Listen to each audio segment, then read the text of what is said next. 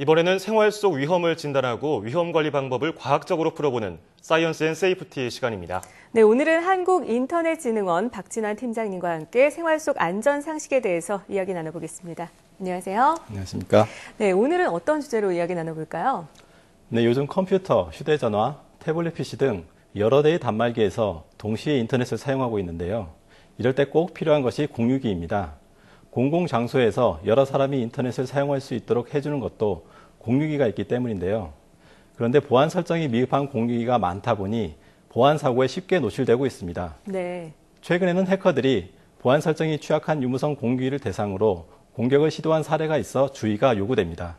네, 말씀하신 대로 우리 생활 곳곳에서 공유기를 사용하고 있는데요. 저도 집에서 공유기를 사용하고 있습니다. 그런데 이 보안 설정이 미흡해서 위험하다고 하는데 도대체 어떻게 문제가 있는 건가요? 네, 시중에 판매되는 대부분의 유무선 공유기는 공장에서 출고될 때에는 보안 설정이 기본 설정으로만 되어 있습니다. 전혀 보안 설정이 이루어져 있지 않다고 보시면 되는데요. 이러한 상황을 잘 모르는 소비자분들이 공유기의 보안 설정을 전혀 하지 않고 그대로 사용하거나 보안을 설정하더라도 1, 2, 3, 4 등 쉬운 비밀번호를 사용하는 경우가 많습니다. 이런 경우 외부의 공격에 쉽게 이용될 수 있습니다. 특히 무선 기능을 제공하는 공유기의 경우는 더 심각한데요. 비밀번호로 접속을 제한하지 않을 경우 불특정인이 공유기를 사용해 속도가 느려질 수 있고요.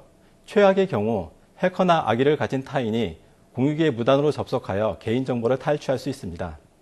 또 해커의 조종을 받는 좀비 PC로 만들 수도 있습니다. 네, 이렇게 해커들이 공유기를 공격을 해서 실제로 피해가 발생한 사례가 많이 있습니까? 네, 앞서 소개해드렸는데요. 올해 4월경부터 해커들이 보안 설정이 취약한 공유기에 원격으로 접속하여 공유기의 DNS 서버 주소 설정을 변조한 사건이 있었습니다. 네네. 이용자가 공유기를 통해 인터넷에 접속할 때 포털, 은행 등 특정 사이트에 접속하더라도 해커가 만들어둔 가짜 사이트로만 접속되도록 하는 수법인데요. 이러한 방식을 파밍이라고 합니다. 네. 이용자들의 컴퓨터와 스마트폰을 좀비화시키고 개인정보를 탈취하기 위해 악성 프로그램을 설치하도록 유도하는데요. 금융정보를 입력하는 경우 금전적 피해로도 이어질 수 있습니다. 네, 그러면 정상적인 웹사이트 주소를 입력을 해도 가짜 사이트로 전환이 된다는 얘기인데 도대체 어떻게 이런 일이 가능한 건가요? 네, 먼저 DNS 서버에 대해서 이해를 하셔야 하는데요. 네. 혹시 두 분은 광화문의 실제 주소를 알고 계시나요? 그 DNS 주소요. 광화문의 실제 주소 말씀드립니다. 실제 서울시 주소요. 주소요. 거기까지는 제가 서울 출신이 아니라서 잘 모르겠네요. 네. 네, 저도 광화문의 실제 주소는 모릅니다. 건물의 이름이나 지명은 알고 있어도 실제 주소를 외우지는 못하는데요. 인터넷도 동일합니다. YTN 사이언스 홈페이지 주소에는 웹사이트로 접속하기 위한 물리적인 주소인 IP가 별도로 존재하는데요. IP는 12자리의 숫자로 이루어져 있어 외우기가 쉽지 않습니다. 네네. 사람들이 쉽게 외울 수 있도록 ytnscience.co.kr과 같은 도메인 주소와 도메인의 IP 주소를 함께 저장하고 있는 서버가 바로 DNS입니다. 네. 원래라면 IP 주소로 접속을 해야겠지만 숫자 대신 영어로 된 주소를 사용할 수 있게끔 도와주는 역할을 하는 서버라고 생각하시면 됩니다. DNS 서버를 변조해서 해커가 만든 가짜 사이트로 접속하게 한다고 했는데요. 네. DNS 서버를 안내원이라고 가정을 하면 지나가는 행인이 DNS 서버에서 목적지로 가기 위한 길을 물어보게 됩니다. 네. 그런데 DNS 서버가 해커에게 조종을 당하면 잘못된 정보를 주게 되고 다른 목적지로 가게 된다고 생각하시면 됩니다. 네. 그렇다면 이 가짜 사이트에 접속을 한 것을 쉽게 알아채기가 어려울 것 같은데 그렇다면 이렇게 가짜 사이트로 가게 됐을 때 어떤 피해가 발생하게 되는 겁니까?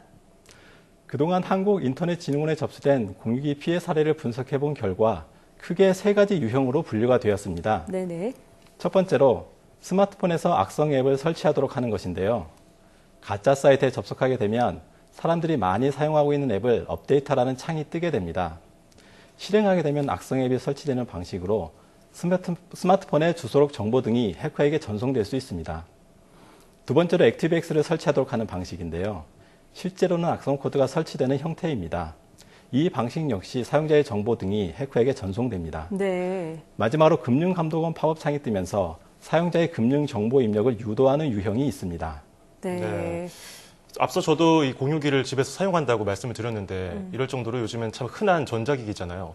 그런데 이렇게 보안 취약점으로 인한 피해가 끊이지 않는 이유가 도대체 뭘까요? 공유기의 피해가 계속해서 발생하고 있는 이유 중에 가장 큰 부분을 차지하고 있는 것이 공유기를 사용하는 사용자가 보안 설정을 하지 않기 때문인데요. 네.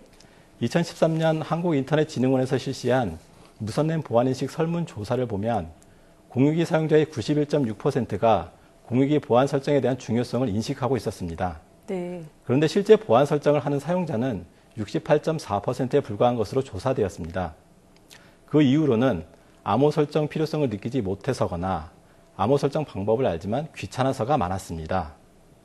몰라서 못하는 것보다 대수롭지 않게 생각하거나 필요성을 느끼지 못한다는 응답자가 많은 것을 볼 때 보안 인식의 전환이 절실할 때라 생각됩니다. 네, 보안 설정을 잘 해줘야 한다는 말씀이신데 그렇다면 이 011기로 인해서 발생하는 피해를 막기 위해서 주의할 점 뭐가 있을까요?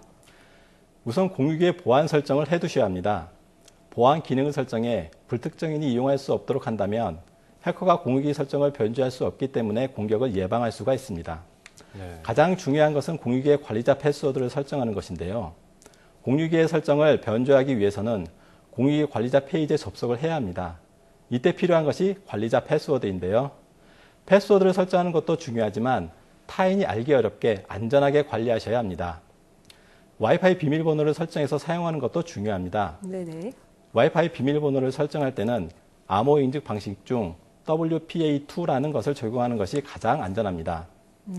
관리자 비밀번호나 와이파이 비밀번호를 설정할 때는 영문자, 숫자, 특수문자를 포함하여 최소 8글자 이상으로 하는 것이 안전합니다. 네. 그리고 공유기 펌웨어라는 소프트웨어를 최신 버전으로 업그레이드해서 사용하는 것도 중요합니다. 네. 무선랜을 안전하게 이용하기 위한 방법으로 한국인터넷진흥원에서 발행한 무선랜 안전 이용 수칙 7가지가 있으니 참고하시면 도움이 될 것 같습니다. 네.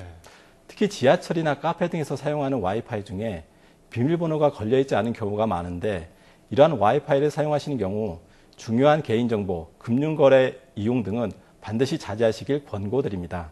네. 무엇보다 이 공유기에 대한 사용자 인식이 참 중요하겠네요. 저도 오늘 집에 가서 비밀번호 설정 어렵게 해놔야겠습니다. 네, 오늘 지금까지 한국인터넷진흥원 박진원 팀장님과 함께 얘기해봤습니다. 오늘 말씀 고맙습니다. 감사합니다.